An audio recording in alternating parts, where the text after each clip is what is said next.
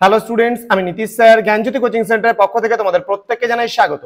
আজকে তোমাদের সঙ্গে আলোচনা করব লাস্ট মিনিট তোমাদের সাজেশন মাইনর বেঙ্গলি। একটু সমস্যা থাকার কারণে বাংলাটা দিতে দেরি হয়ে গেল। আমি তো অলরেডি সাজেশন তোমাদেরকে প্রোভাইডই করে দিয়েছিলাম, কিন্তু লাস্ট মুহূর্তে তোমাদের একেবারে সাজেশনটা তোমাদের নিয়ে এসেছি তোমাদের জন্য। তোমরা একটু জাস্ট দেখে যাবে একদম শেষ মুহূর্তে কোনগুলো পড়াশোনা করবে খুব ভালো করে। ওকে, চলো শুরু করছি ক্লাসটি। প্রথমত টিকা টাইপের কিছু প্রশ্ন, যেমন গোড়া, চোখের বালি, ঘরে বাইরে রবীন্দ্রনাথ ঠাকুরের, পুতুল নাচের ইতিকথা, পদ্মা নদীর মাঝি মানিক বন্দ্যোপাধ্যায়, হাসুলি বাকের উপকথা তারাশঙ্কর বন্দ্যোপাধ্যায়ের, পথের পাঁচালী বিভূতিভূষণ বন্দ্যোপাধ্যায়, এগুলো টিকা সম্পর্কে হালকার উপর দিয়ে পড়ে নিতে হবে। ওকে, বঙ্কিমচন্দ্র চট্টোপাধ্যায়ের উপন্যাসগুলির নাম লেখো। এগুলো 2-2 নম্বরে করে। দেখো তোমাদের 2 নাম্বার 3 নম্বরের প্রশ্ন আসে, এগুলো 2-3 নম্বরের মতন করেই পড়বে। শরৎচন্দ্র চট্টোপাধ্যায়ের উপন্যাসগুলি অবশ্যই জেনে রাখবে, তারাশঙ্কর বন্দ্যোপাধ্যায়ের উপন্যাসগুলি জেনে রাখতে হবে, ঠিক আছে।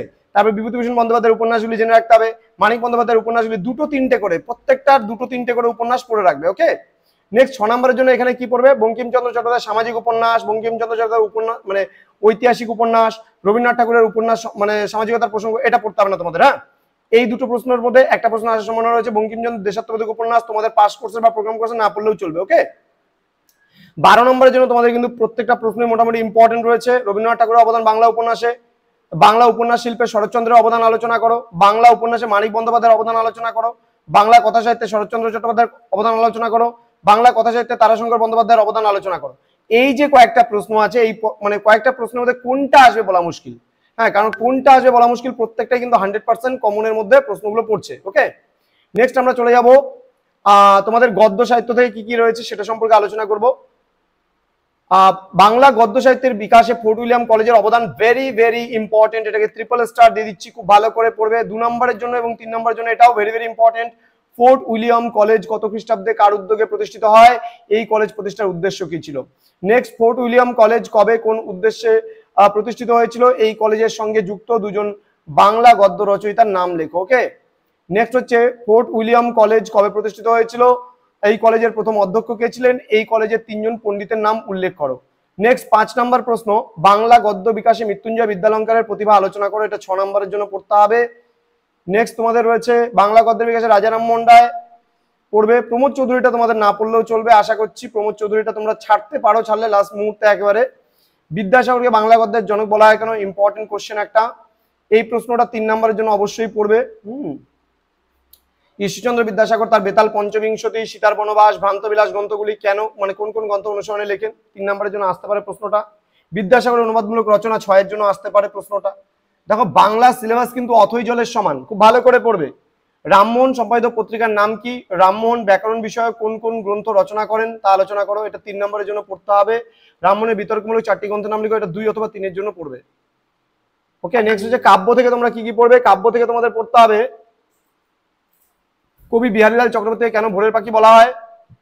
যুগসন্ধির কবি হিসেবে কে পরিচিত? তার কবি প্রতিভার পরিচয় দাও। নেক্সট তোমাদের যুগসন্ধিক্ষণের কবি হিসেবে কে পরিচিত? তাকে কেন যুগসন্ধিক্ষণের কবি বলা হয়? মধুসূদন দত্তের মেঘনাদবধ কাব্য, বীরাঙ্গনা কাব্য, চতুর্দশপদী কবিতাবলী, হ্যাঁ, রচনাগুলি কোন কোন কি ধরনের কাব্য? এগুলির রচনাকাল উল্লেখ করো। নেক্সট হচ্ছে রবীন্দ্রনাথ ঠাকুরের কাব্যগুলিকে কটি পর্যায়ে ভাগ করা যায়? এই পর্যায়গুলির মধ্যে যে কোনো একটি পর্যায়ের সংক্ষেপে আলোচনা করো। টিকা লেখো মেঘনাদবধ কাব্য, 2 এর জন্য পড়বে। হ্যাঁ, 2-3 জাস্ট। বাংলা কাব্য জীবনানন্দ দাশের কবি প্রতিভা আলোচনা করো। বাংলা কাব্যে কাজী নজরুল ইসলামের অবদান আলোচনা করো। এই কটা প্রশ্ন ভালো করে পড়বে। নেক্সট, নাট্য সাহিত্য, মধুসূদন দত্তের অবদান, দ্বিজেন্দ্রলাল রায়ের ঐতিহাসিক নাটক 6 নম্বরের জন্য খুব গুরুত্বপূর্ণ। গিরিশচন্দ্র ঘোষের পৌরাণিক নাটকগুলো, এটাও কিন্তু যথেষ্ট ইম্পর্টেন্ট। প্রহসন রচয়িতা রূপে দীনবন্ধু মিত্রের কৃতিত্ব, এটা 3 এর জন্য পড়ে নেবে। পরবর্তী প্রশ্ন, জনা, মেবার পতন, নবান্ন, রচনাকাল এবং রচয়িতার নাম লেখো। এগুলো প্রত্যেকটা অ্যান্সারও দিয়ে দিয়েছি, একটু দেখে নাও। পরেরটারও অ্যান্সার দিয়ে দিয়েছি। প্রফুল্ল কার রচিত? এটি কোন শ্রেণীর নাটক? নাটকটির নায়ক চরিত্রের নাম লেখো। একে কি বলে? সভ্যতা, কার রচনা? এটি কোন শ্রেণীর নাটক? নেক্সট তোমাদের রয়েছে ছোট গল্প। ছোট গল্পে তারাশঙ্কর বন্দ্যোপাধ্যায়ের অবদান 6 এর জন্য পড়বে। বিভূতিভূষণ বন্দ্যোপাধ্যায়ের অবদান হালকার উপর দিয়ে দেখে যাবে এটা। হ্যাঁ, ত্রয়ী বন্দ্যোপাধ্যায় নামে কারা পরিচিত? ইম্পর্টেন্ট প্রশ্ন।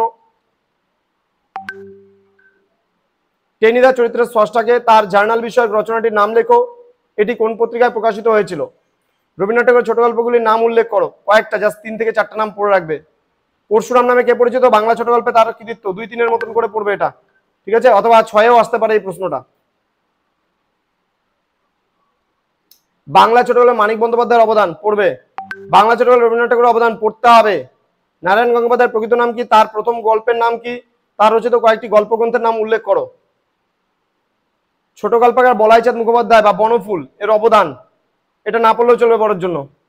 পরীক্ষা প্রশ্ন আসতে পারে, ছোট প্রশ্নের জন্য পড়বে বনফুল কার ছদ্মনাম এবং তার রচিত দুটি গ্রন্থের নাম লেখো, ছোট গল্পের নাম লেখো। হ্যাঁ, তার রচিত দুটি ছোট গল্পের নাম লেখো। আবারও বলছি, ছোট প্রশ্নের জন্য বনফুল কার ছদ্মনাম, বলাইচাঁদ মুখোপাধ্যায়, তার রচিত দুটি ছোট গল্পের নাম লেখো। নেক্সট বলছে রবীন্দ্রনাথ ঠাকুর কোন পত্রিকায় সবচেয়ে বেশি গল্প লিখেছেন, কটি গল্প লিখেছেন, কয়েকটি গল্পের নাম উল্লেখ করো। এই ছিল আজকে তোমাদের ক্লাসটি। তোমাদের যদি পরবর্তী যে পরীক্ষাগুলো হবে সেই পরীক্ষার জন্য যদি কোনো নোটসের প্রয়োজন পড়ে তাহলে অবশ্যই যোগাযোগ করতে পারো আমাদের সঙ্গে 7076398606 নম্বরে অথবা 6295916282 নম্বরে। তো তোমাদের একটা সাবজেক্টের জন্য আমাদের কোর্স ফি হচ্ছে 199, দুটোর জন্য 299, তিনটের নোট নিলে 399 এবং চারটা নোট নিলে কিন্তু 499 এই মুহূর্তের জন্য তোমাদের পড়ছে। পরবর্তী সেমিস্টারে আমাদের পুরো প্যাকেজ হচ্ছে 1199 টাকা। পুরো প্যাকেজ হয়ে যাচ্ছে 1199, তিনটা মেজরের পেপার, এসএসসি, এমডিসি এবং মাইনর সমস্ত মিলে কিন্তু তোমাদের হয়ে যাচ্ছে 1199 টাকা। তো স্টুডেন্টস দেরি না করে আজই যোগাযোগ করো আমাদের সঙ্গে এবং যুক্ত হয়ে যাও আমাদের সেন্টারে কোর্স করার জন্য। দেখা হচ্ছে খুব তাড়াতাড়ি পরবর্তী ক্লাস নিয়ে। পরীক্ষার জন্য প্রত্যেককে all the best. Thank you so much, thanks for watching after all, thank you.